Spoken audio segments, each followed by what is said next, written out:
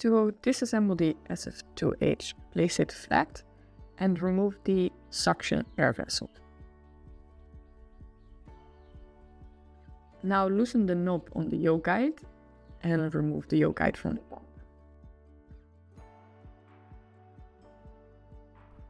Loosen the 4 wing bolts.